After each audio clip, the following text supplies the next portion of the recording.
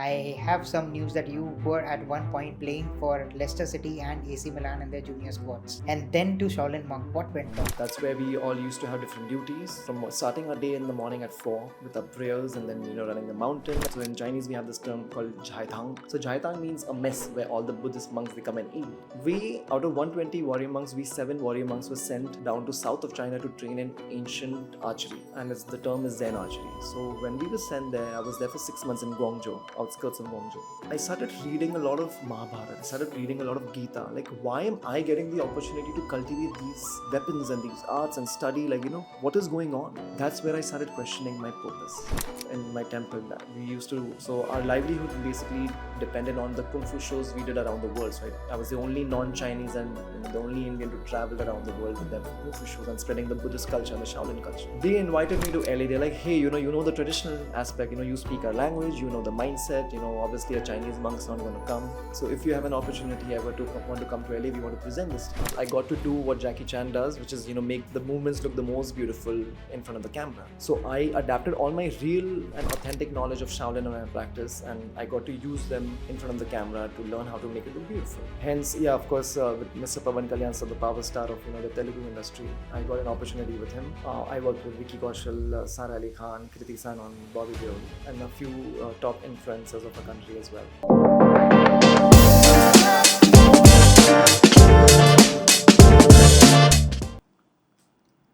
Hey folks, welcome again to Life Unscripted. Today we have a different twist to it. Today I have with me Hurshh Verma, our very own Indian Shaolin Warrior Monk. So if you are one of those who takes life's challenges and just passes it on with a bit of zen and calm, this episode is for you. Hurshh has a varied life. He has been through a lot. Imagine staying in China for 5 years, training as a warrior monk. Not just any monk, I'll repeat, a warrior monk. So, all those kung fu movies where we see the hardships taken care of by monks, we are going to bust those myths today. And we are going to understand how being a monk changes your mindset, what Hurshh has been through, and what is he doing with all this knowledge and all these personas that he has learned in his life. Welcome to the podcast, Hurshh. Thank you so much for finding time and being with us today. Thank you for having me, Sharad, and your team. I'm happy to know that you're doing amazing work with Life Unscripted, and I'm here to just have fun and have a fun conversation. I think it's going to be a great conversation, Hurshh, and let's break the biggest elephant in the room first. I have some news that you were at one point playing for Leicester City and AC Milan in their junior squads, and then to Shaolin Monk. What went wrong? um, there's a point that comes in everyone's life when you hit the down, and that point is your deciding factor. Whether you want to pick your own self up or you want to wait for somebody to come to pick you up. But the only way to progress from that mindset or that situation is when you select your own self, when you make yourself your own best friend. So I think that the down point came in my life with my health having a very big setback where I had a surgery and then I had a tumor. I was bedridden, I was crippled for 6 months. So for me, I think that down point is what really changed the whole narrative of my life. Yeah. So usually, Hursh, like when we talk to founders, when we talk to a lot of people, I think when they face a big setback, they come back in their comfort zone, and they want to do what is simple to them, like running a family enterprise, sitting in a shop, or doing the same thing what they feel can be taken care of with or without them, just being there kind of. Then you took your next step, like you went abroad, you went to China per se, and you actually trained as a warrior monk in one of the monasteries. How did you push yourself? Because after falling, I mean, you didn't look for comfort there. Why did you push yourself?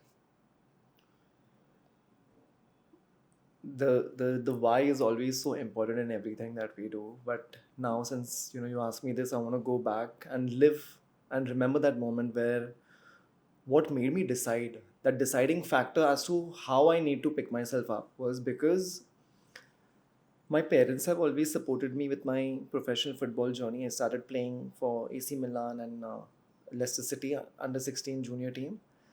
I was very much inclined. I was always an athlete, a sports player, sports person. And I think what happened was I had to fulfill my parents' wishes of getting a completing my 12 board exams and then going abroad to get my bachelor's degree. Make use of the degree. What to do, whether family business or whether you want to use this degree and get a job in the same line.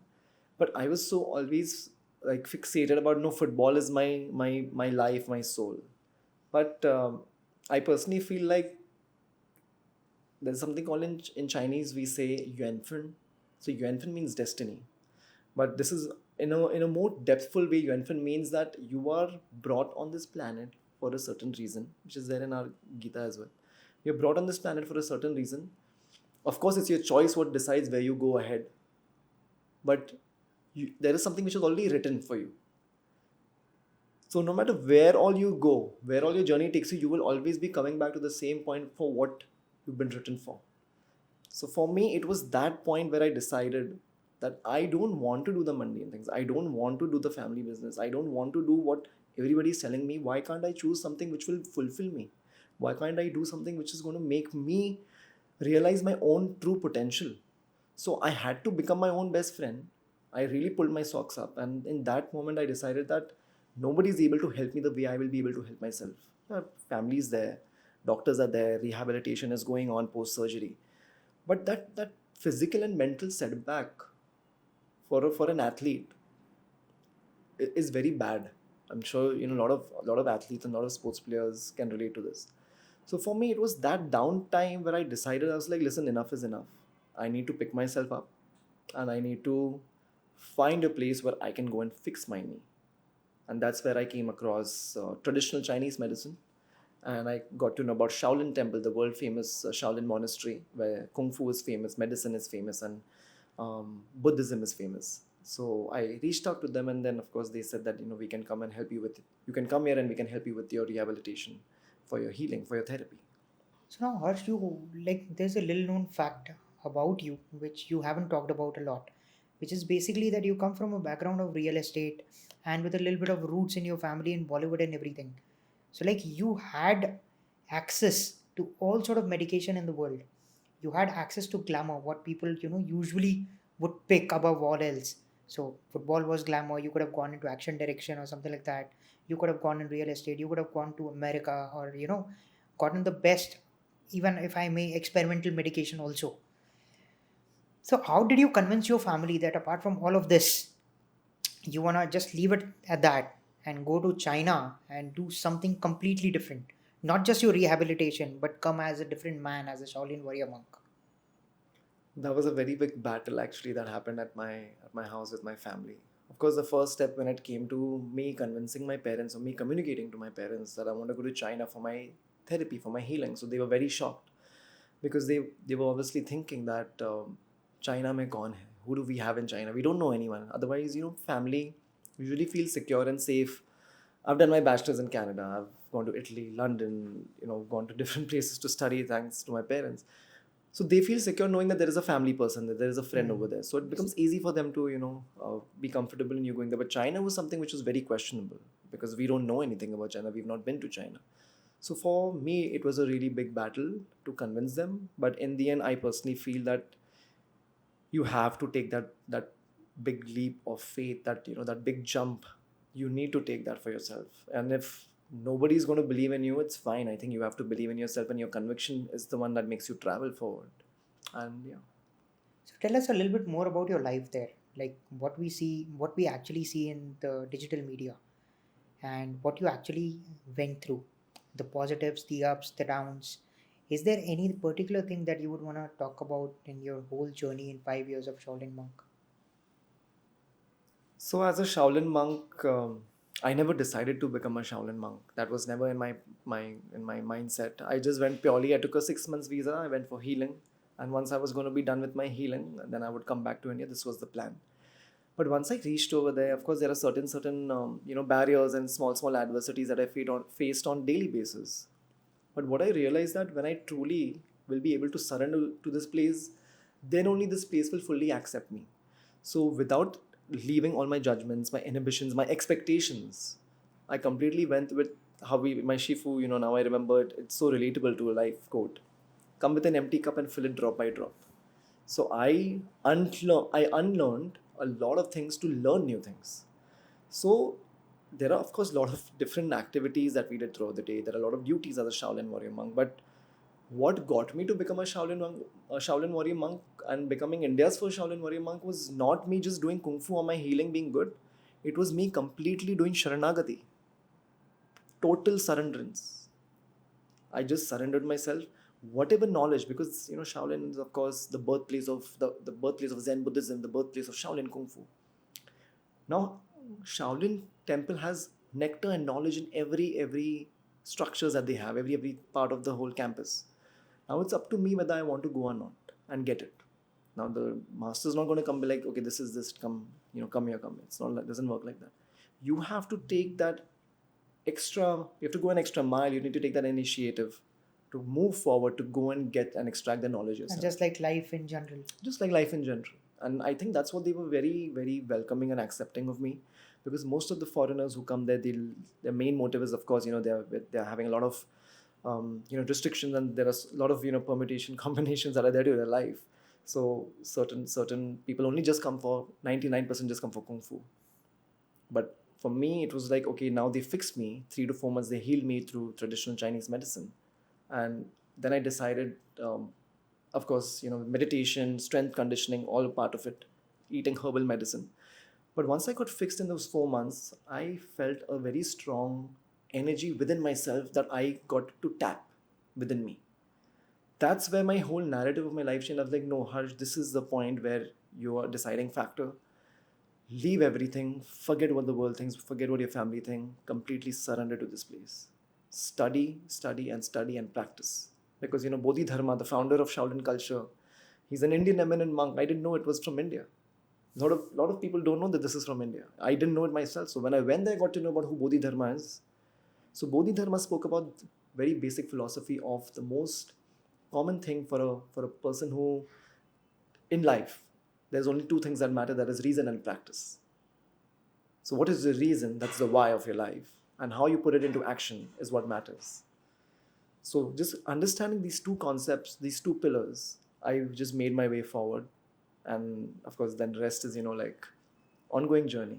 Take us through your day, Harsh. Like, what was your day in Harsh's life, in as a warrior monk or in that monastery? As you said that there's a lot of trade-off, a lot of permutations and combinations that you need to learn. So once you got the hang of it, what is an ideal day there, which makes you feel fulfilled that you have accomplished the day? Of course, it's a very regimented and a very routine structured lifestyle. We are about 120 Shaolin warrior monks. So there are 2 kind of monks. There are warrior monks and scholar monks. Scholar monks are the warrior monks who've grown, aged, and who are older and more wiser and more experienced. So they turn out to become more scholars, where their vows and oaths are very stricter than us warrior monks. Warrior monks are more pertaining towards the physical practice and the study of it, like keep on studying. Um, Out of 120 warrior monks, there were 40. So there were people who were divided into 3 groups. That's where we all used to have different duties, from starting our day in the morning at 4 with our prayers, and then running the mountain, and then going in our so in Chinese we have this term called Jhaitang. So Jhaitang means a mess where all the Buddhist monks, they come and eat.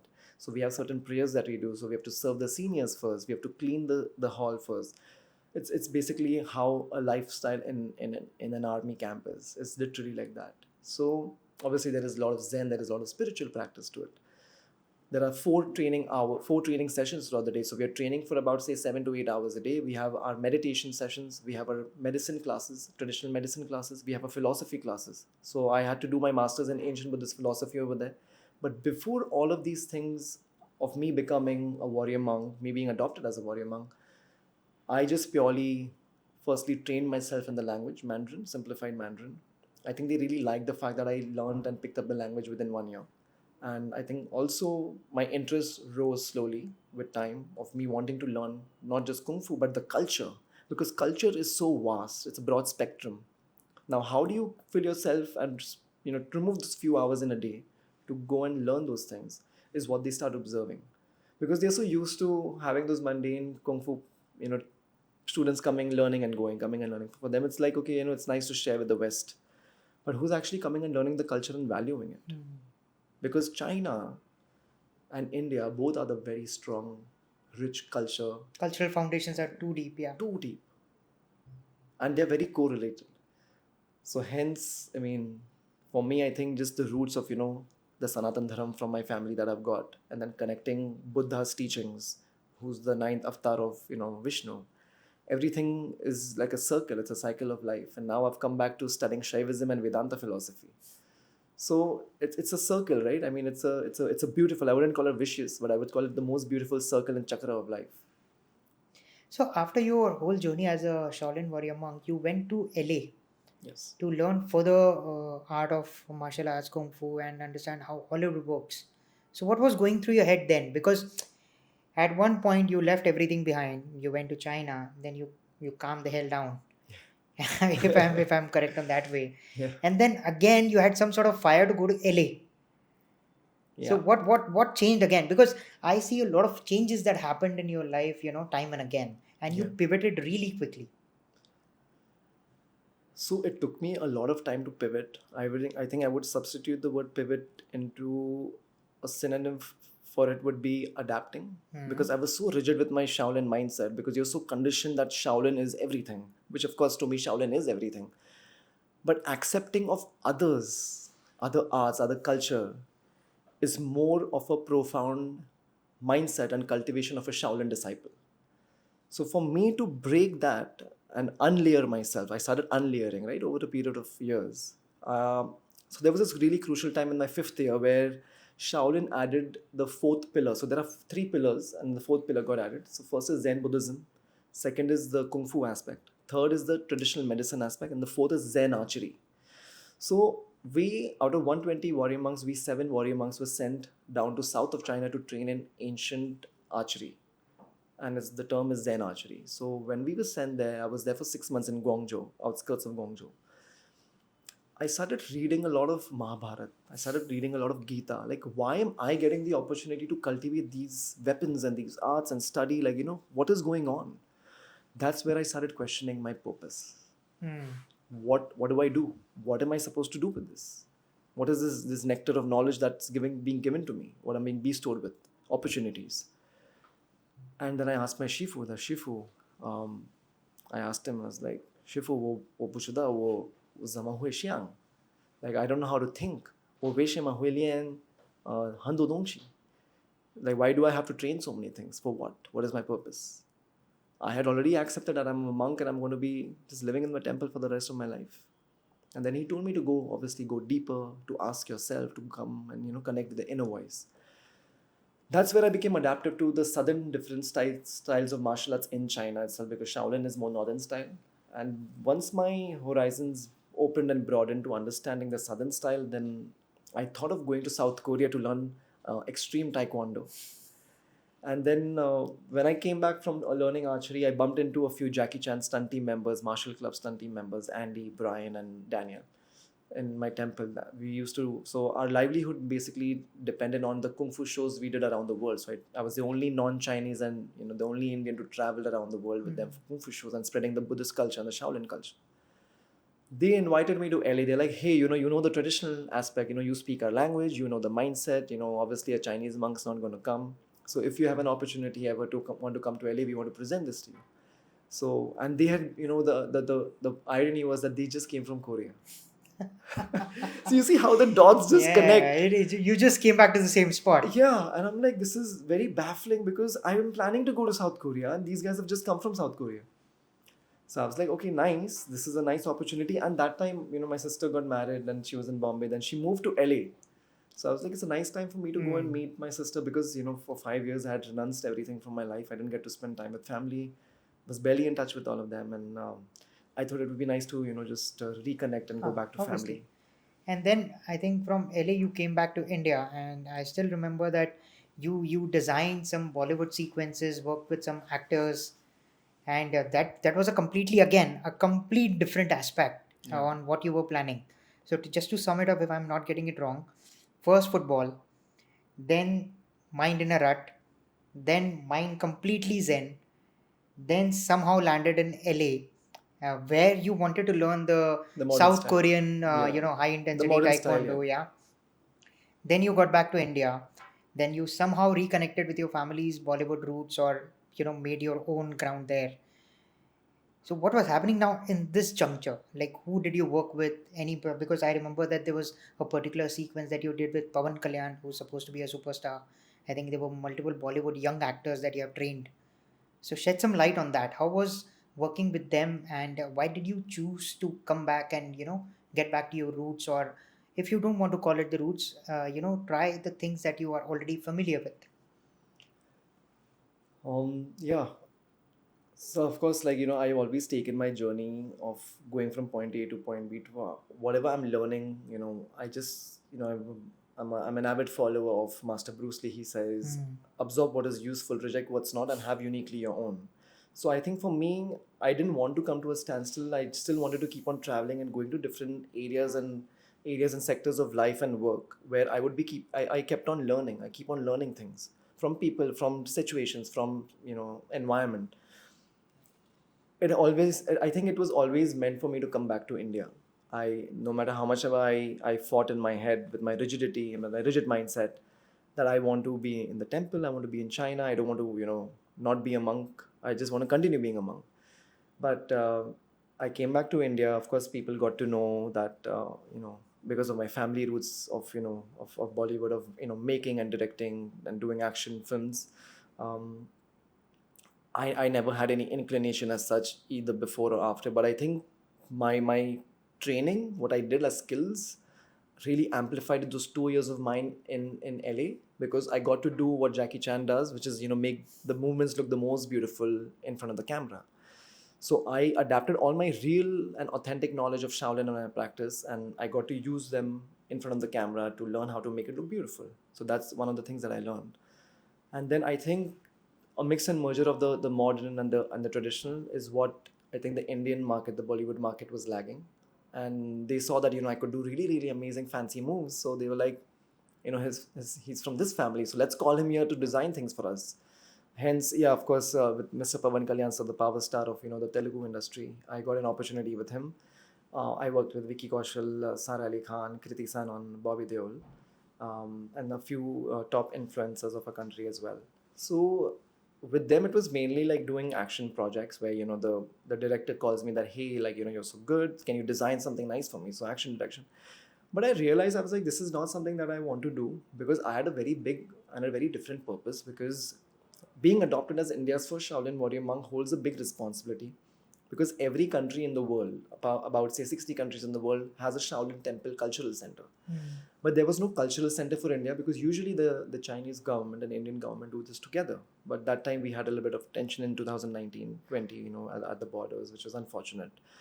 Also, I felt that it will be a nice opportunity for me to be the flag bearer, because Shaolin Temple asked me that, hey, can you take the responsibility of taking the culture, because you've studied all the four pillars in Mandarin, you've done your masters over here, so why don't you hold the and be the flag bearer for the cultural center of India? And I happily accepted it, and I set up my official Shaolin Temple cultural center from Mumbai, from Juhu. That's where I'm from, and I've been running this center since 2022, and we've been doing and spreading the Shaolin teachings. All the curriculum comes from there, where we do, of course, martial arts, Zen archery, breathing and healing and meditation. A lot of diseases that help people cure, whether it's a type 1 or just nascent stage. A lot of mental health counseling, how to create warrior mindset, how to awaken the warrior. So how to Can I yeah. term it as peak performance? Like what you do in a simpler word. Sorry, what is it now? When you talk about mindset and Yeah. how to get the warrior mindset, is it similar to what the business people call peak performance? Yes, of course. So because I get invited by a lot of corporates and a lot of different organizations and MNCs and Fortune 500 companies, who invite me to speak and share my journey, and what are the tools and instruments that can be there to improve their employees' performance, team building activities and mindset, and how do you navigate through changing the neural pathways. Obviously, these are very modern science terms, but in the Shaolin, very simple language, we do it because of certain mindset that we create throughout our Yeah. day, throughout our discipline.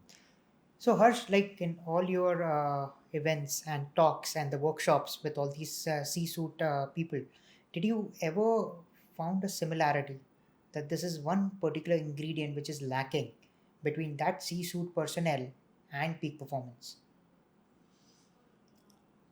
Yes, I definitely feel, um, the most important thing that I learned in the temple was the right way to breathe. I think the right way to breathe and to breathe correctly is very undervalued and underrated, because everything derives from your breath, and that's what Shaolin philosophy and teachings focus on, the way you breathe.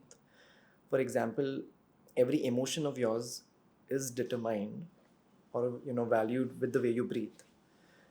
So what I do is, when I'm doing these workshops, whether it's at my physical space or whether I go to institutes and corporates and organizations, the first and the foremost thing is that I correct the way they breathe. I feel they're just, obviously there is a need for peak performance. There is a need to amplify the mindset, amplify the results, amplify the targets. But how you handle the adversities, how do you handle that pressure climate, is what is going to be defined by you holding your individual ground and able to bring your best version of yourself in that situation, is what where I come in the picture to amplify that.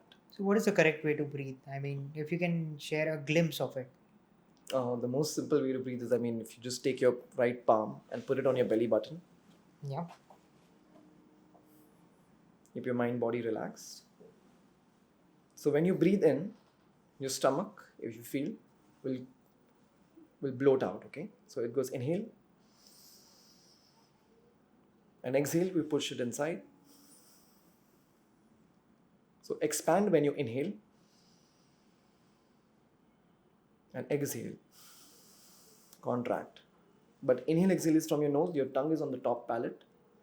That's the first step to breathe right. So once you understand the point behind your belly button is a spot where your dantian, in Chinese we say the chi, the storehouse of your breath, the storehouse of your pranayam pran. It's all interconnected, it's all interlinked. Once we understand that that is the dantian, the storehouse, the house of your breathing, which expands and comes back to its house, then you will be able to regulate everything that you do in your life. So it is basically called conscious breathing, conscious breath work that we do. That's profound. And basically, like when you do an event or when you're talking to some top level executives, if you're talking to founders, and it's evident that they are stressed out. Of course. And as you mentioned, it's evident that the breathing techniques are whack. So first you fix the breathing technique, and then I think meditation is something that you also do. So what is the first step that they can take to be more in the moment, to be calmer? Like something happened in the office, you're in the boardroom, you got really angry and you come back, and if I ask you that question, what is that one thing I can do to calm myself immediately? Because as a warrior monk, you can regulate your emotions and feelings at will, I hope. Yeah, I think I would term it more as a conscious living, conscious breathing. Yeah. But I think what I have noticed and what I have given feedback wise in different organizations and setups, of course, correct way to breathe. Um, I think the first step is acceptance. That's the first step. I think any practitioner on mental health or any behavioral front, whether it's a CBT, whether it's a neuroscientist, anyone is going to be highlighting on this, that we tend to not accept, because we are so conditioned, we are so hardwired in such a way that we are too strong. We feel we are too strong to accept it. Either we are ashamed, either the ego comes in place. We have three sets of ego: id ego, superego, and ego. So I feel it comes from the ego state of mind. So you have to break that barrier for them to accept. And once you accept is when you're truly liberated. So accept it, and then you start moving ahead to work towards it. That's what we do. So first step, even before breathing, I ask them to identify that adversity, accept that adversity, let it pass by, and let's start moving forward with the instruments that I will do for creating warrior mindset.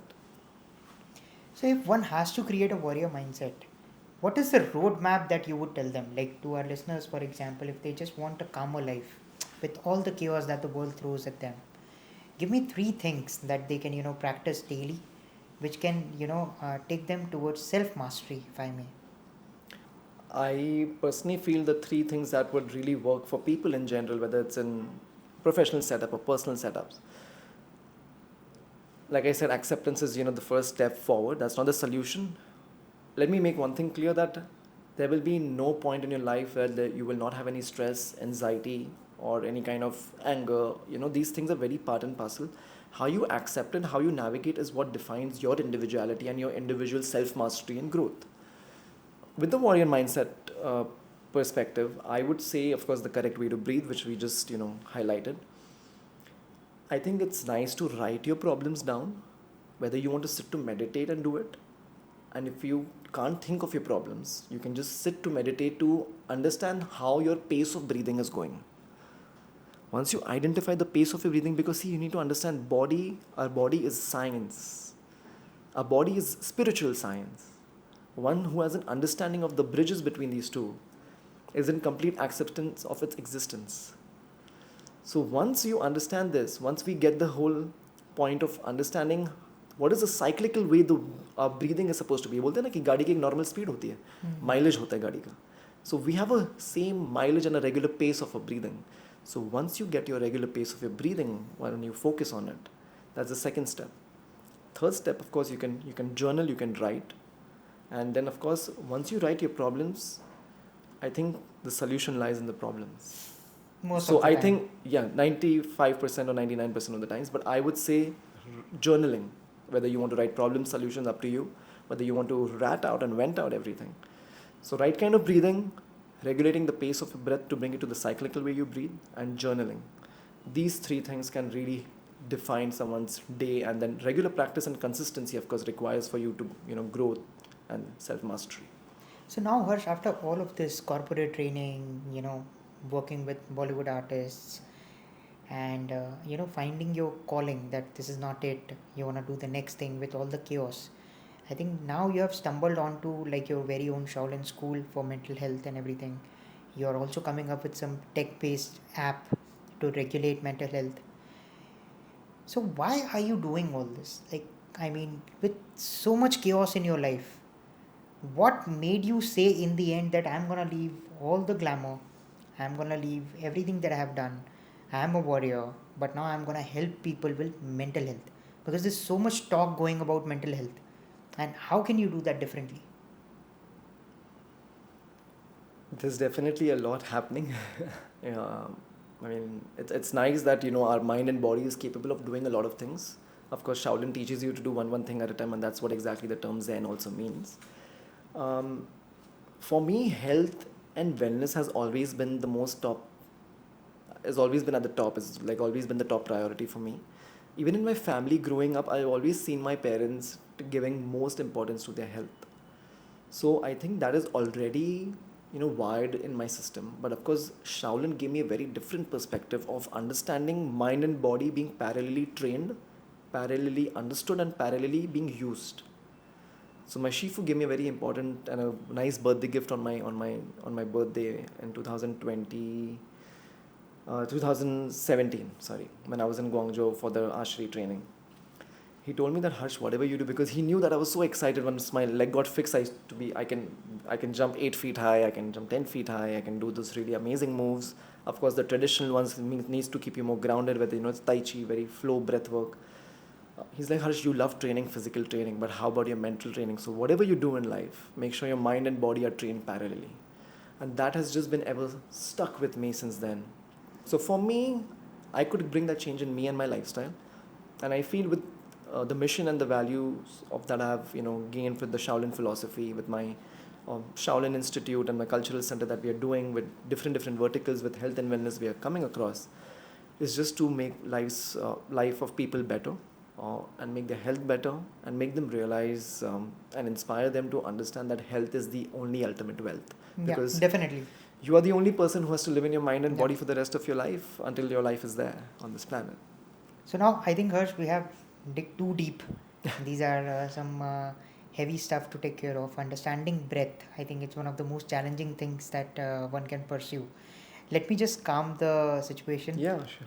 with your learnings, and let's have some rapid fire questions where we Sure. can have a little bit of fun. Yeah. So my first question is stillness or sweat? As you talked about mental health and physical health, which comes easier? Easier. Ooh. For me, or like in general? In general. In general, I think sweat comes easy, but I think they're very correlated. But for me, I would personally say stillness. Okay. A book or movie you feel everybody should read so as to have self mastery. Autobiography of a Yogi by Paramahansa Yogananda. Paramahansa Yogananda. Very beautiful book. The Power of Now by Eckhart Tolle. Very, very beautiful book. One of my favorite authors. Movie, The Young Buddha, Keanu Reeves. Of course, all the Jackie Chan films, like amazing. Jackie Chan, Donnie Yen, Wu Jing, like all the possible actors, Bruce Lee, everybody who you know, I would say. Yeah, One Bollywood movie. One Bollywood movie, okay. It better be your family's Hursh. I really, really love Shah Rukh Khan because, in the action fighting part, because that guy knows how to take beatings. Yeah. So I think like more than doing fancy things, fancy moves, I think it's also like how do you get beaten up, and he gives that expression and that emotion when he's getting beaten up. So like, I think Karan Arjun, that's a family film. Yeah. Karan Arjun, of Classic. course. Yeah, classic would be amazing. And of course, Hrithik Roshan movies are amazing as well. One daily ritual which you never skip. My prayers and my sadhana. And you do that in the morning, in the evening? Mornings. Right after I shower. What is that one thing which we'll find in every one of your journal entry? Om on top of my book. One lesson that you would like to share to everybody who is listening to this podcast today that can actually be a life changer.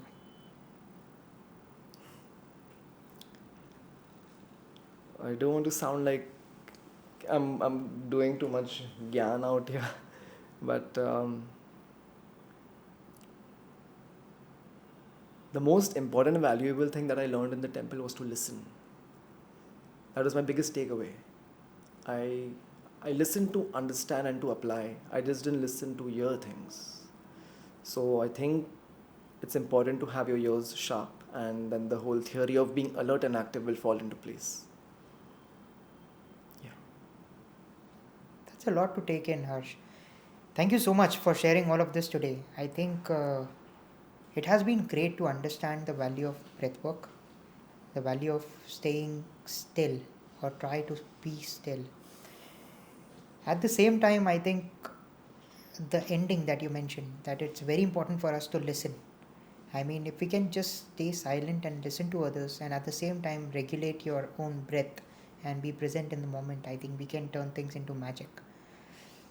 So, to all those who are listening, it has been a deep conversation. I mean, please feel free to connect to Hursh. He's available on Instagram, and I think he's very open. He responds very quickly as well. And thank you so much for tuning in. Thank you so much, Hursh, for being here today. Thank you so much for having me. Thank you so much to your team. Thank you so much, Hursh. And all the best to all the good work that you've been doing. Thank you, Hursh. And I really appreciate you being candid, because there are a lot of things that people do not understand. And one particular thing that I would like to re-mention is we always, in all our podcasts, we talk about, entrepreneurs going up and down. But, those are, with the things you have faced, they seem really puny. Like, you wanted to be a football star. That was the first dream that got cracked. Then you just wanted to heal. Then you just wanted to stay a monk. Then you wanted to do something with South Korean high intensity taekwondo. You never wanted to do Bollywood, but you did. Then ultimately you started training corporates, which you still do. And then you wanted to make India a little better place with a focus on mental health. I mean, if we look at it, it's a lot to take in. It's a lot of ups, it's a lot of downs, it's a lot of lack of clarity, I would say. But still you caught up and you did the next thing, which is commendable and which I think is something I learned out of this whole conversation. So thank you so much for sharing this. I understand it takes a lot to talk about your flaws and not just about your success. Yes, I personally just want to add one thing, if you don't mind. No matter where you go, no matter what you do, you will always come back to your roots. And for me, I've gone to 5 different countries, 3 different continents. I've come back to my home, my roots, that is India, and hence the mission that I want to do is for India, for my country, and make India the fittest nation in the world. Make India the fittest nation in the world. I think we all would love that. Thank you so much, Hursh. Thank you so much for coming today. Thank you. Stay tuned for more.